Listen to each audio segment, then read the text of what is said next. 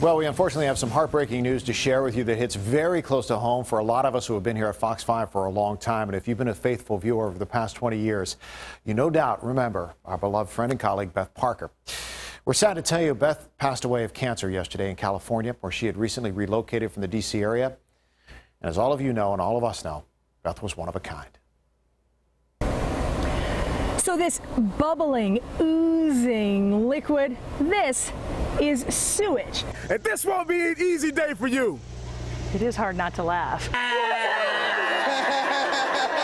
Our friend Beth Parker was a general assignment reporter here at Fox 5 for the better part of 20 years, starting in the late 1990s. Now, altogether, there are 6 kids: Trinity, Monet, London, Trey, Santana, and finally, Harlem.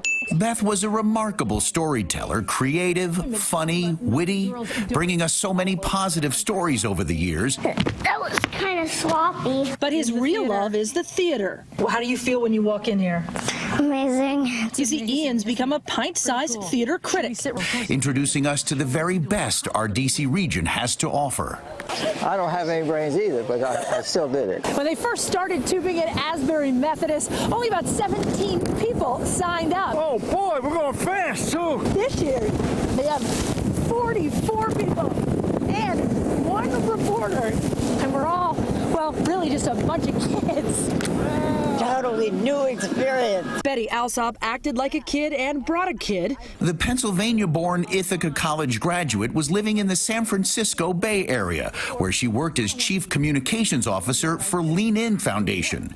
It was a dream job for Beth, helping other women achieve greatness. He even taught me a few dance moves. I'm crossing over. Oops. Little bobble at the end there, huh? Amazing.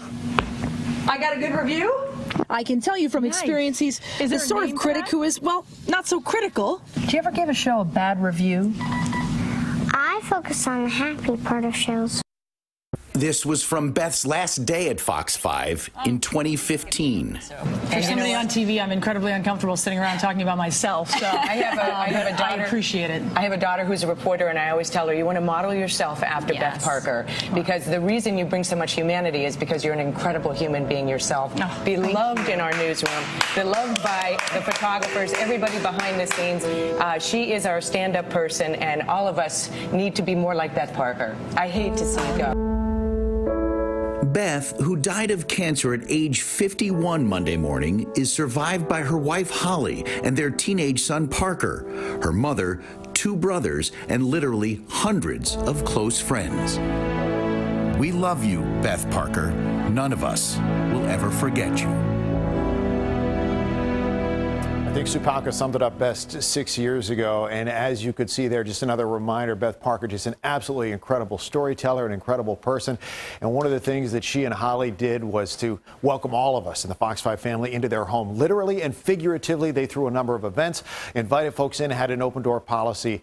Beth, you will be missed. And on a personal note, was in my first day when I walked into the station in 2003, Beth said, "Where are you from?" I said, "Pennsylvania." She said, "Me too."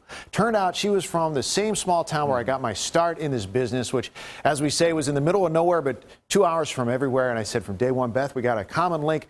We got to stick together.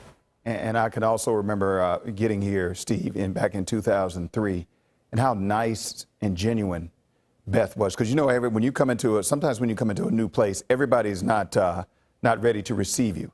Beth Parker was salt of the earth. She was one of the best human beings I've ever met and had the pleasure of working with.